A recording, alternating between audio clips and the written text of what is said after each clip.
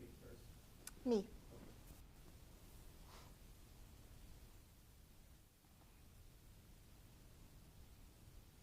Okay.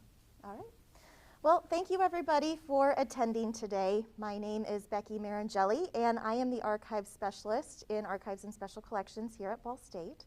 And this is my colleague, Mindy Shull. She's our Archives Records Analyst and acts as our University Archivist. So Mindy and I, in collaboration with Director Bobby Steele and the Multicultural Center, recently completed a digital exhibit about the history of the center.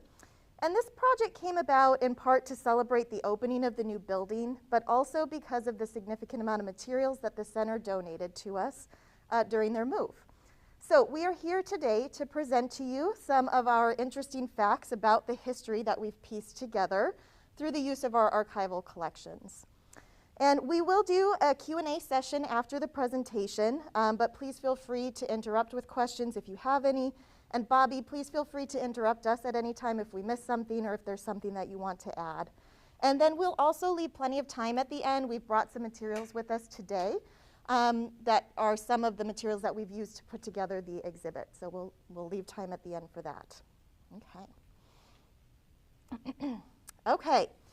So we want to start by just setting some historical context for the time period just before and during the creation of the Multicultural Center. So we're talking about 1964 to 1970, and especially 1968 when the center was created.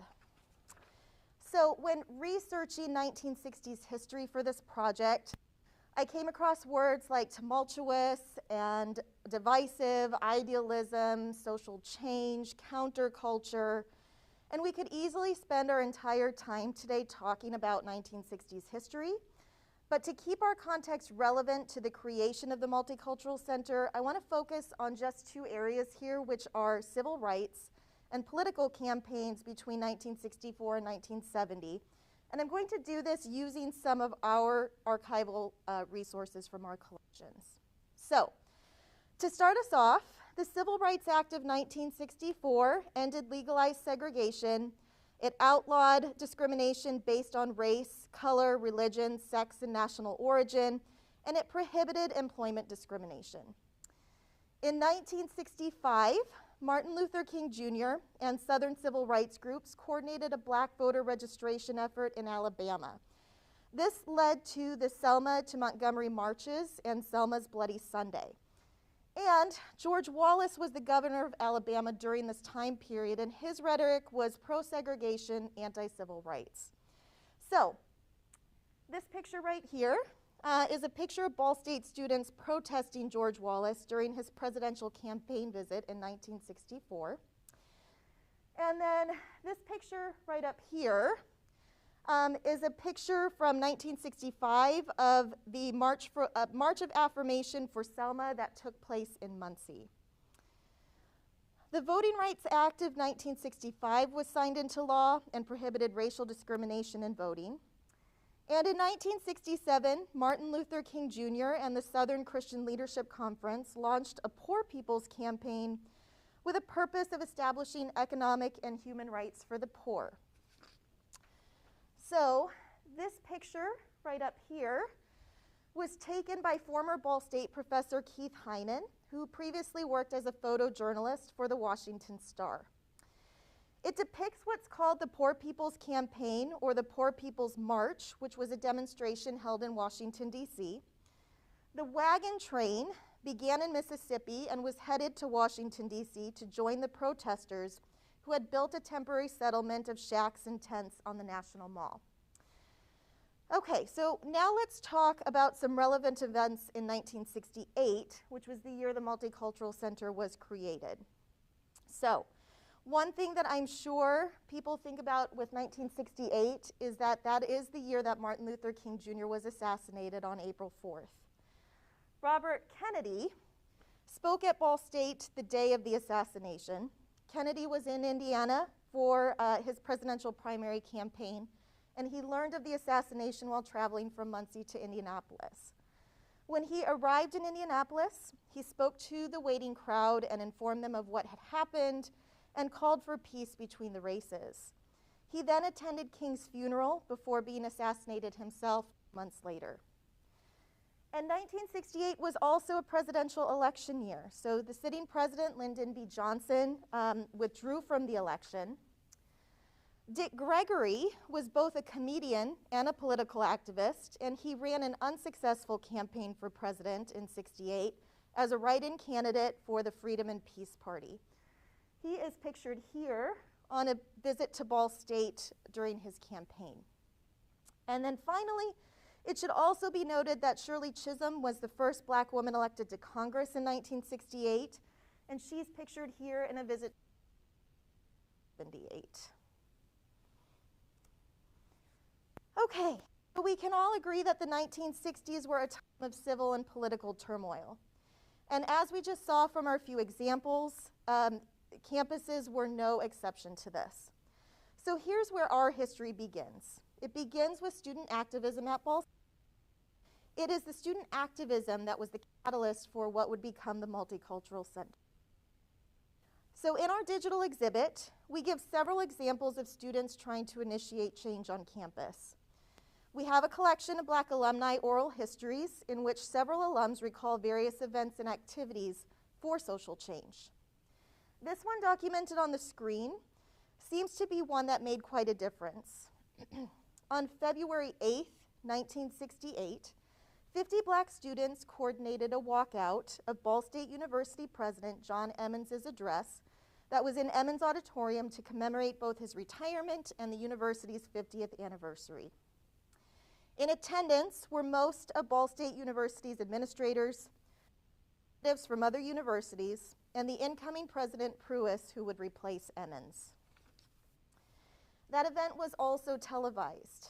So in the oral histories, it's described that the walkout was planned so that a few of the participating students would sit in the middle of each of the rows.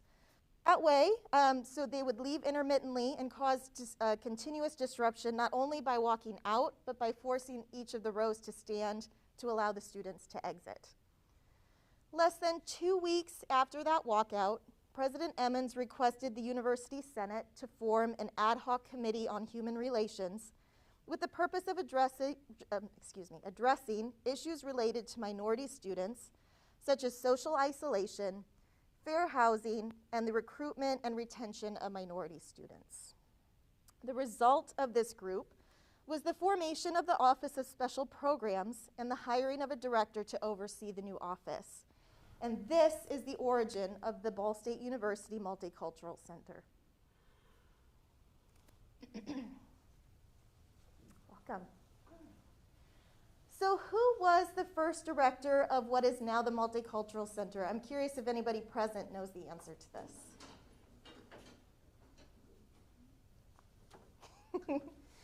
George Davis. Yes.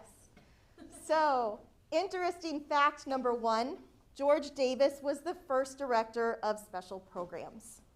So George Davis is pictured here. He was hired as the person to fill the director position of the newly formed Office of Special Programs. He is credited with building the new office and position from scratch, along with establishing the role of that department within the university. And that included the establishment of the Study Skills Center, the formation of the Directed Admission Student Experimental Program, or DASEP, and that was a program designed to assist academically at-risk students, and the establishment of a Black History Week. Now, as one might expect, establishing an entirely new department committed to the advancement of Black students and scholarship in the late 1960s did come with some frustrations. And he continuously voiced concerns that more effort and more change was needed to recruit Black students to Ball State. And he urged for the hiring of more Black faculty members, for current faculty and staff to work more closely with Black students, the inclusion of Black history, culture, and interests into the curriculum, for more housing options for Black students, and for an increased budget to the Office of Special Programs to expand their staffing and their programs.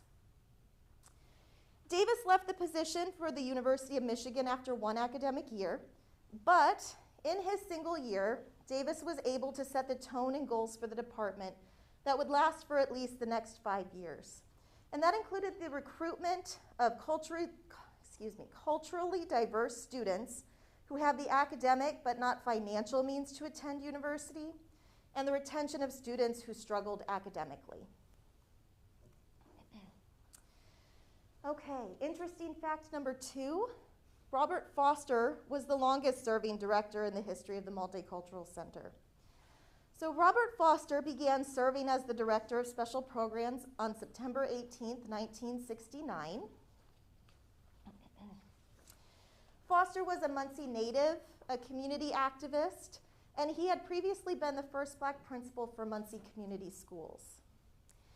As head of the still-forming department, Foster took over the 2 major purposes, which were the DaySEP program and the recruitment and retention of minority students. Under Foster's leadership, DaySEP, which is pictured on the top right, was a successful experimental program and eventually became an independent office of the university called the Academic Opportunity Program, or AOP, by the fall of 1973. Foster worked to create other experimental programs, such as a women's experimental program, and that helped non-traditional female students return to school by developing study skills, providing childcare, and even career counseling. And to continue to improve the recruitment and retention of minority students, Foster and the Office of Special Programs developed ideas that would aid in this effort. To recognize minority students for academic achievement, Foster created several awards and ceremonies, such as the annual recognition dinner, the Freshman Honors Luncheon, and the Benjamin Mays Educational Excellence Award, which was awarded to outstanding minority high school juniors and seniors. And Foster and the Office of Special Programs were also instrumental in bringing in many famous and interesting speakers to Ball State, such as Coretta Scott King, who's pictured here. She's the widow of Martin Luther King Jr., and she visited Ball State in 1979. It's also important to note that as Director of Special Programs, Foster functioned in an administrative role, and he acted as a liaison between the students and programs that he represented and the university. He's pictured in the top left photo attending a meeting of the university's Human Relations Committee. Okay. Interesting fact number 3, the Special Programs House was not a universally popular solution in 1970. In July of 1970, Robert Foster submitted a proposal for the Special Programs House. The house was located at 325 North McKinley. It was originally built in the 1930s, and it opened as the Special Programs House in December of 1970. Its purposes were to be an inclusive space for all minority students, to provide support to minority students by offering academic and psychological counseling services, along with a dedicated study skills center. It housed the DaySEP, which would later become the Black Student Association, or BSA. And from what we found in our research, it seemed that it had been a long-standing desire for many of the Black students on campus to have a Black cultural center. So, as a result, some of the Black student population at Ball State were cultural center. So the Daily News article that I have up here on the screen discusses that criticism. So, in an attempt to draw the interest of the Black student population to the house, several improvements were made to incorporate more Black culture. So pictured up here is the Malcolm X Memorial Library that was dedicated in May of 1972. And that housed books related to Black culture and history. And then pictured here is the rap room that was created in the basement in 1971 for students to lounge or rap about various topics. All right, interesting fact number 4. Robert Cody was the first and longest assistant director in the history of the Multicultural Center. So Robert Cody's pictured in the top right photo, and he was hired in October of 1969 and was given the primary responsibility of managing the Special Programs House. In addition to maintaining an office in the house, Cody was responsible for planning house-related events. So we have a picture of the freshman fling here and the annual Christmas party over here. And Cody acted as the faculty advisor to the BSA, as well as the Black Leadership Conference, both of which had offices in the Special Programs House. He's pictured in the top left with members of the Black Leadership Conference. Cody was also the person who managed some of the initial challenges of establishing the Special Programs House. He gave an oral history interview in 2017 where he recalled a sit-in at the House that took place as a protest. So it fell to him and the secretary of the House to talk those students into leaving. All right, interesting fact number 5. The Special Programs and the Black Student Association have a long established and interwoven history. So the Department of Special Programs has collaborated with the Black Student Association from nearly the beginning of the department. The first Miss Blackball State Pageant was held on September 23rd, 1969, and Robert Foster was an active participant in planning that event. As previously mentioned, the BSA had their office in the Special Programs House from 1970 until it moved out in 2000. And as faculty advisor to the BSA, Robert Cody worked to plan the first Black History Month in 1970, and then that continued as Black History Week in 1971. This picture over here is of the Soul Food Fest, which was a popular event during Black History Week. And in 1978, BSA to develop the first Unity Week. In this picture right here, President Pruis is donating money to the BSA.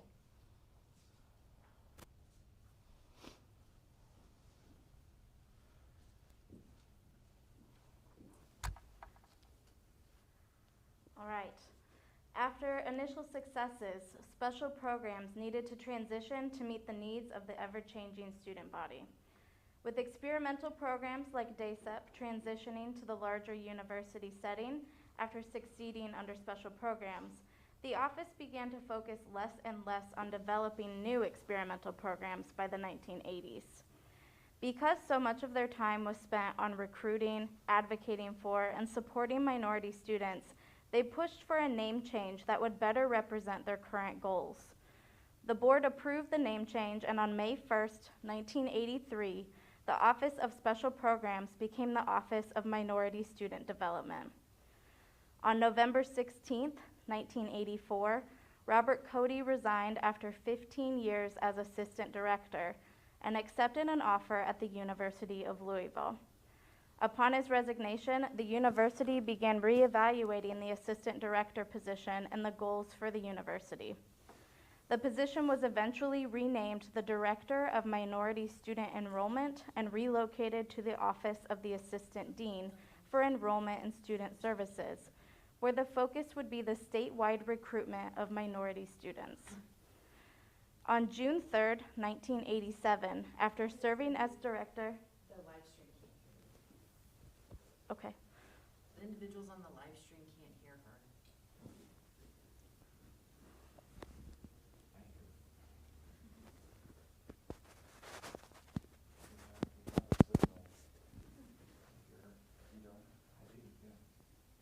Okay. Do I keep going? Might as well. Okay. On June 3rd, 1987, after serving as director for 18 years, Robert Foster moved to the Center for Lifelong Education to focus solely on his role as assistant professor for continuing education until his retirement with emeritus status 5 years later. After a nationwide search for Foster's replacement, the university hired Brenda Green on September 1st, 1987. In this center photograph, Robert Foster and Brenda Green attend a reception for students and staff at the Minority Student Development House in December of 1987.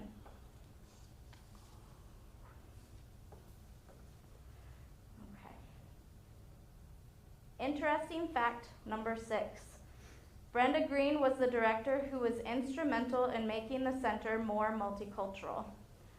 As the campus was becoming more diverse, Green worked hard to make the Minority Student Development House an inviting and safe space for all of the minority student groups she represented at the university.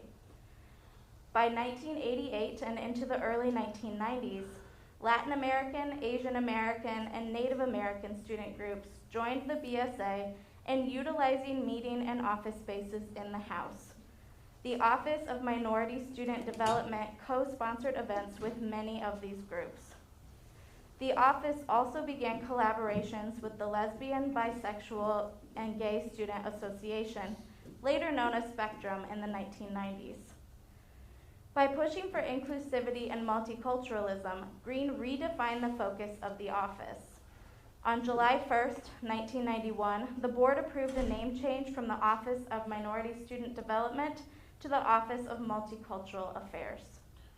In an attempt to promote unity and cultural diversity on campus, Green also worked with the BSA to rebrand the Miss Black Ball State pageant to the Miss Unity Week Scholarship Pageant. The first successful Miss Unity Week was held January 17th, 1993. The top right photo is the 1995 Miss Unity Week winners. Okay. After 13 years as director, Brenda Green resigned on June 2nd, 2000, after accepting an offer at the University of North Carolina, Asheville, to be closer to her family. Over the summer, the Student Affairs Hiring Committee made several unsuccessful attempts to recruit candidates to replace her. During this time, all of the multicultural student groups at the House were also relocated to the Student Center, where all other recognized student groups were based. Because of these changes, many students began to express concerns about the future of the center. Without the responsibility of these groups, the goals of the Office of Multicultural Affairs began to shift. Minority student enrollment and retention became a primary focus once again, along with alumni relations. A temporary director from the Office of Student Affairs was also brought on while the search for Green's replacement continued. Interesting fact number 7. The Multicultural Center name did not come into existence until September of 2000. The board approved a name change from the Office of Multicultural Affairs to the Multicultural Center to reflect this period of transition and reorganization. At this time, there was an active push by the university to embrace and promote diversity campus-wide. The Multicultural Center began developing directed programs and campus collaborations to expand their reach. Some examples include Perspectives, which is an open forum discussion held monthly to provide students with a safe space to share their thoughts on issues of diversity, social justice, and equity at Ball State. Cardinal Kitchen is a student-run food pantry providing resources to those in need at Ball State. While the pantry was originally located at the Multicultural Center, it has since moved to the Student Center. Mosaic is a social justice peer education program. Students are trained by the Multicultural Center to lead workshops promoting open dialogues on diversity and social justice for student organizations and undergraduate courses. REACH, which stands for Retain, Engage, Aspire, Connect, and Help, is a peer mentoring program designed to assist first-year students in their transition to life at Ball State. Voices is a race and ethnicity support group held bi-weekly for students of color to share their experiences in a safe and supportive environment. This program was developed through a collaboration between the Multicultural Center and the Counseling Center. More LGBTQ+ resources and programming were also created, such as the Pride Resource Room, which was added to the Multicultural Center as a safe space providing access to educational tools and resources related to LGBTQ+ issues. The Lavender Door provides students with free and discreet access to gender-affirming clothing. This program was developed through a collaboration between the Multicultural Center and Housing and Residence Life. The Miss Unity Week Scholarship Pageant was also renamed the Unity Scholarship Pageant to be even more inclusive. Interesting fact number 8.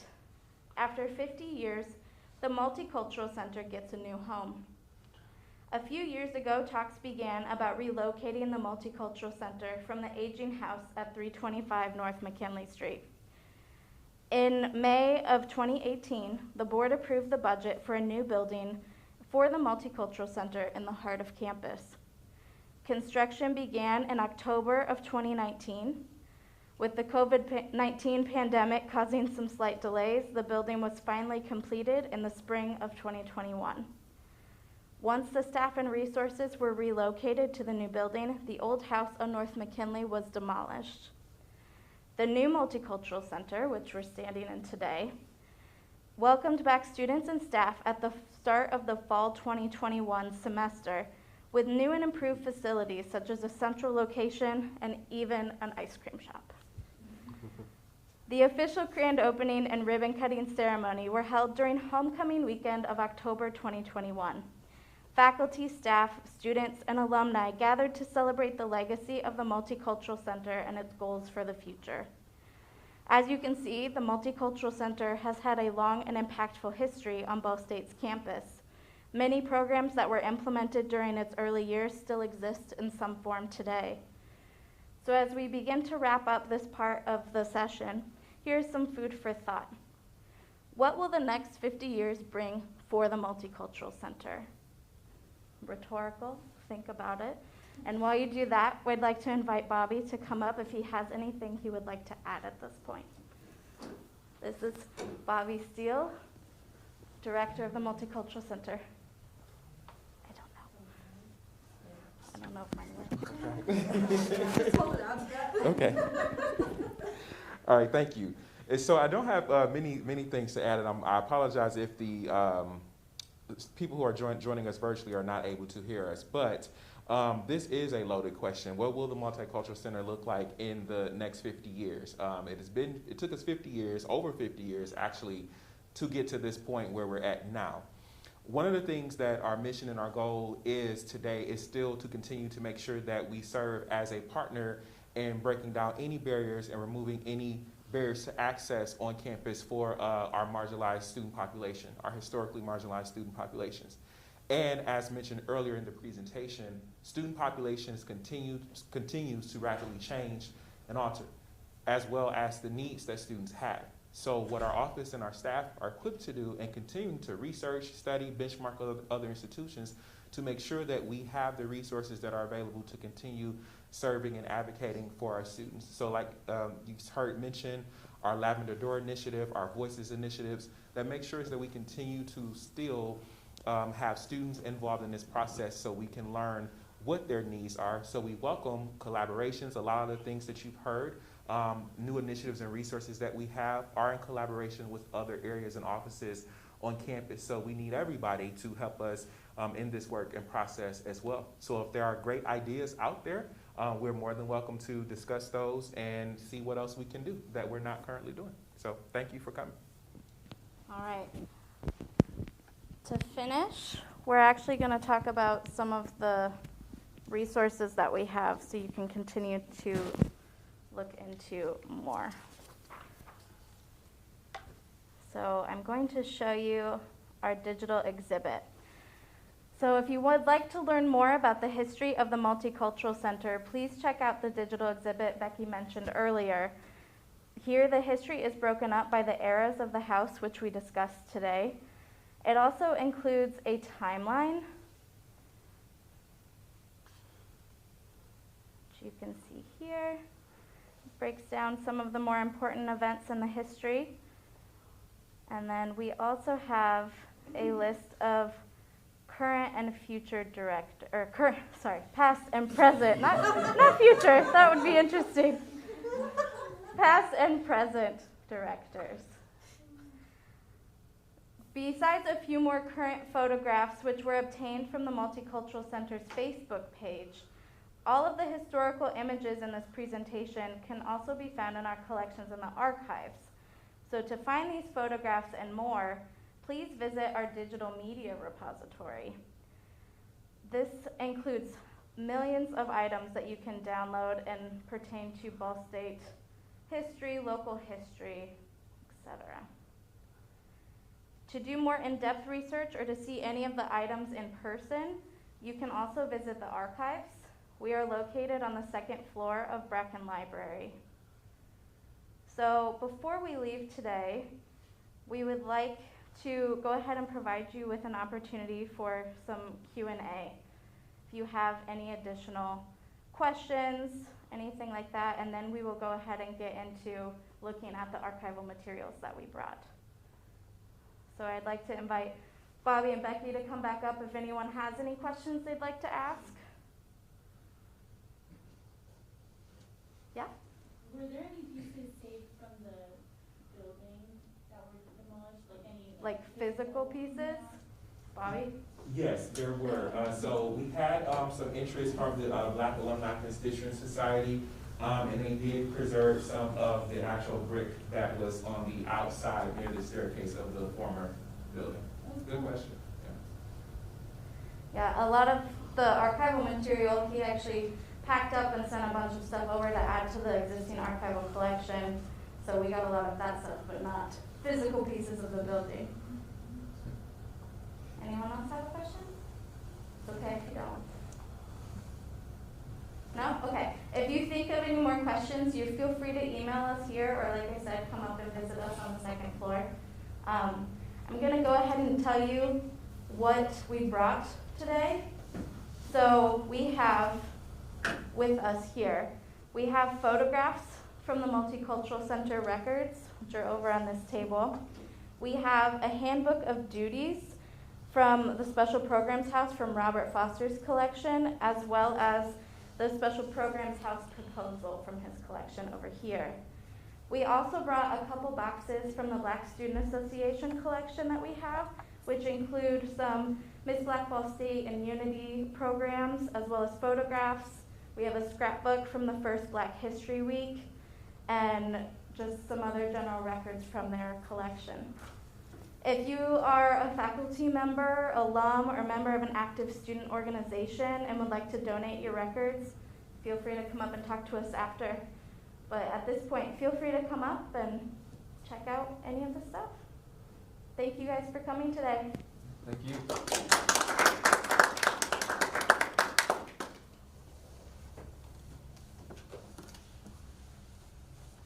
If anyone would like to come up and look at the exhibit, they're also welcome. The digital exhibit.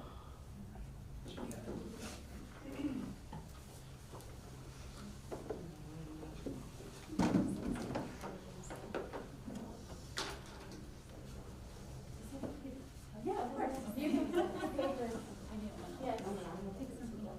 And you can pull out other folders of photographs. The outcard on the digital media.